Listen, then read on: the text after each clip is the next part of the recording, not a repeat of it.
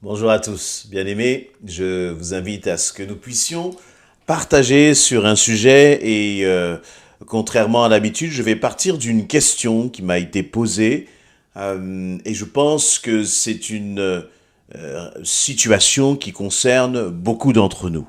Une question qui m'a été posée par une jeune sœur qui me demandait, mais voilà, j'aime le Seigneur, je lui ai donné ma vie, j'ai l'impression que j'ai constamment à me battre contre soit des comportements, soit des pensées, et donc j'aime le Seigneur, je veux lui faire plaisir, et quand je rentre à la maison, eh bien, je suis très souvent déçu de moi-même, déçu de moi-même.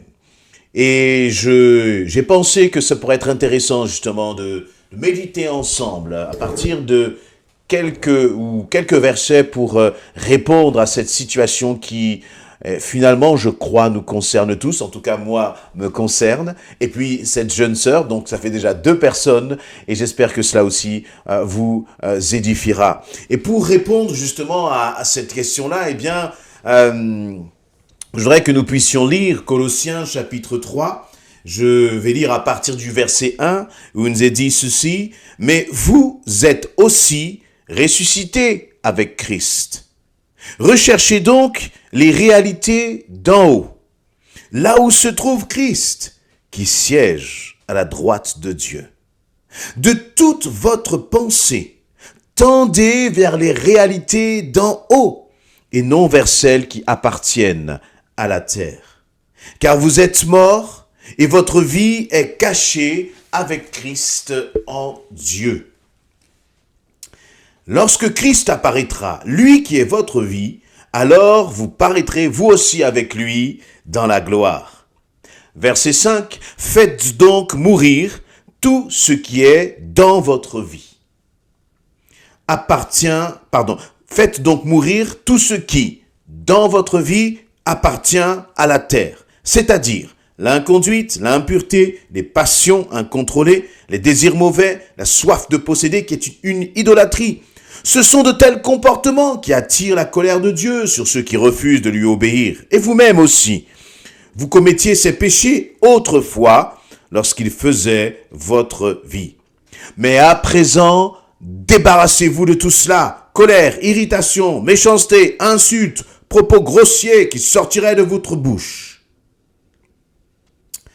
Ne vous mentez pas les uns aux autres, car vous êtes dépouillés de l'homme que vous étiez autrefois avec tous ses agissements, et vous vous êtes revêtus de l'homme nouveau. Celui-ci se renouvelle pour être l'image de son Créateur, afin de parvenir à la pleine connaissance.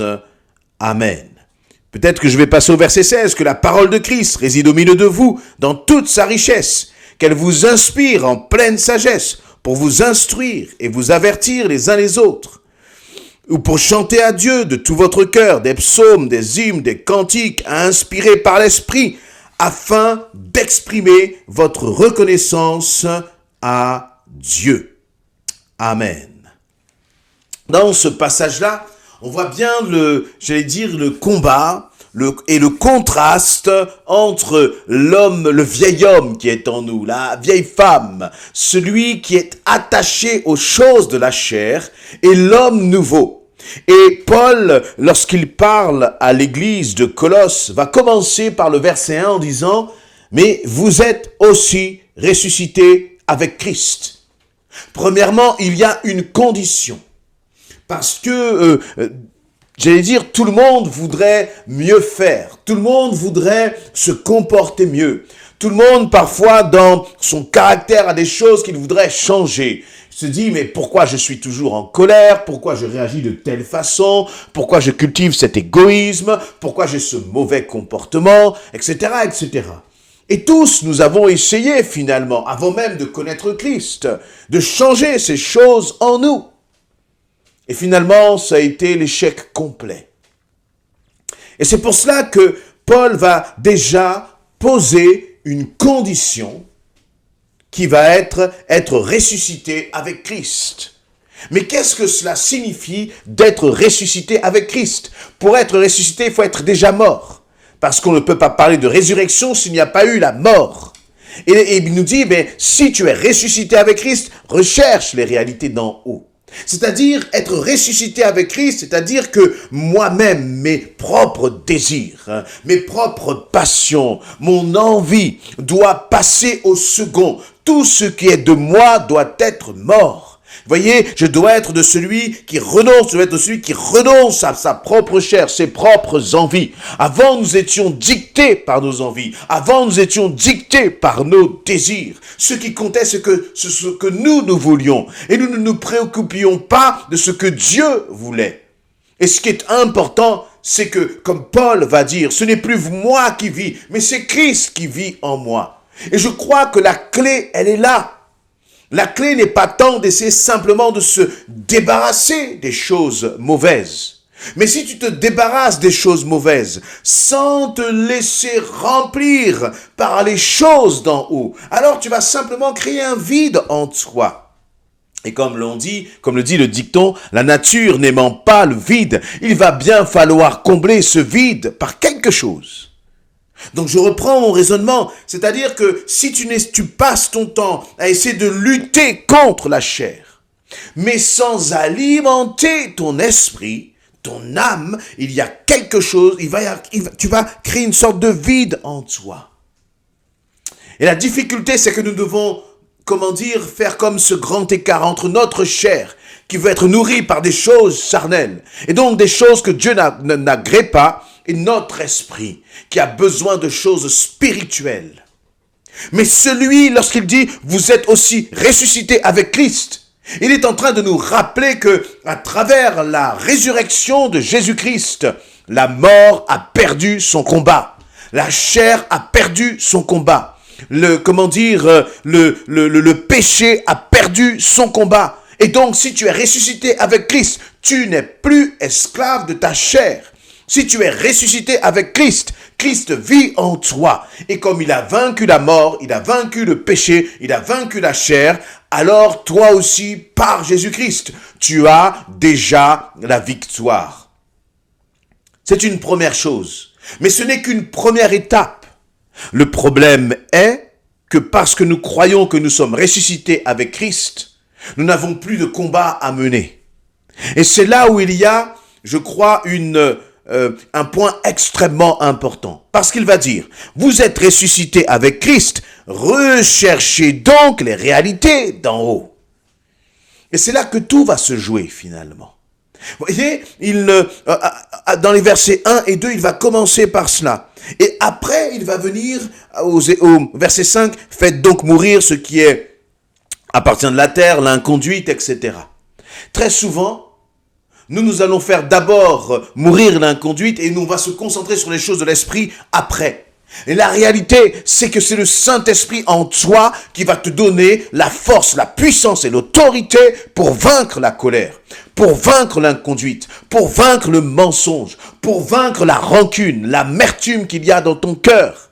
Et donc, tu dois commencer par les fondations. La fondation, c'est ta relation avec Christ. La fondation, c'est donner ta vie à Christ. Et ensuite, une fois que tu as donné ta vie à Christ, c'est de rechercher les réalités d'en haut. C'est comme parfois lorsque des personnes commencent à nous parler du baptême. Ils n'osent pas vouloir se faire baptiser parce qu'ils veulent régler, leur colère. Ils veulent régler les choses avant de se faire baptiser. La réalité, c'est que tu donnes ta vie à Christ. Et lorsque tu vas donner ta vie à Christ, là, lui va faire le ménage dans ton cœur et tu pourras passer par les eaux du baptême.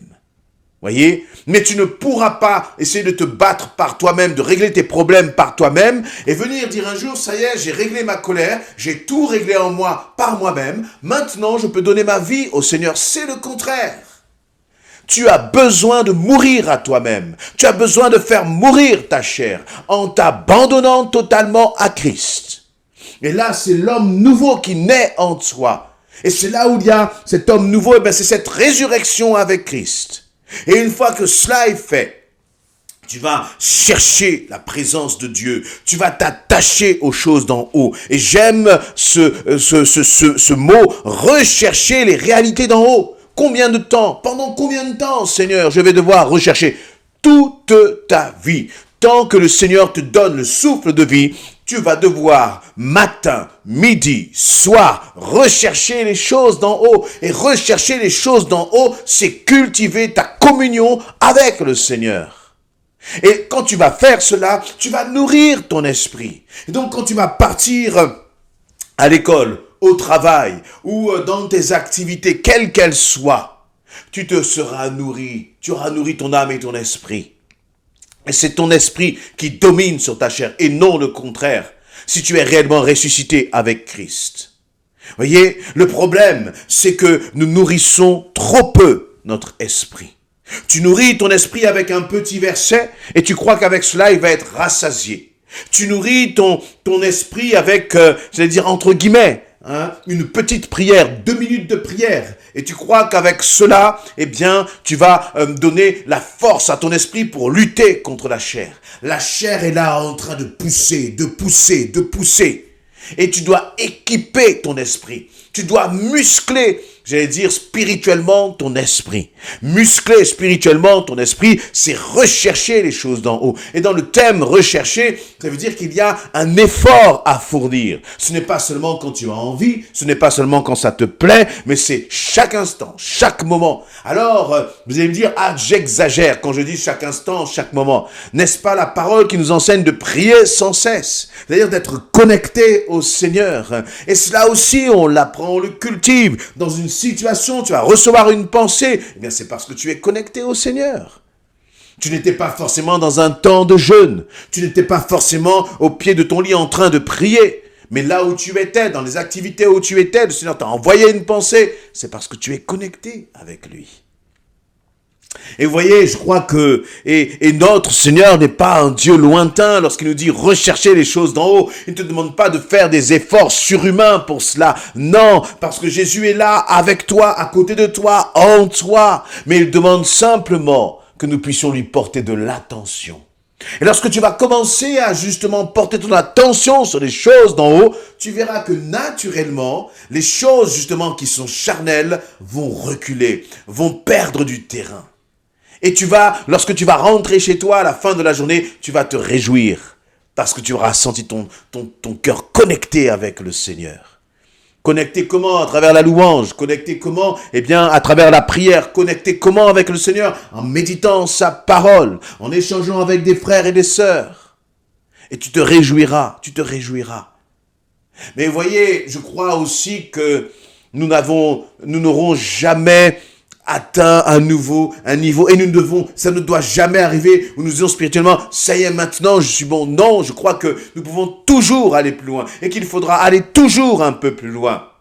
Parce que si nous nous arrêtons, si nous stagnons, et réalisons bien que notre chair, elle ne s'arrête pas. Elle essaiera toujours de se nourrir encore de choses charnelles pour nous éloigner du Seigneur.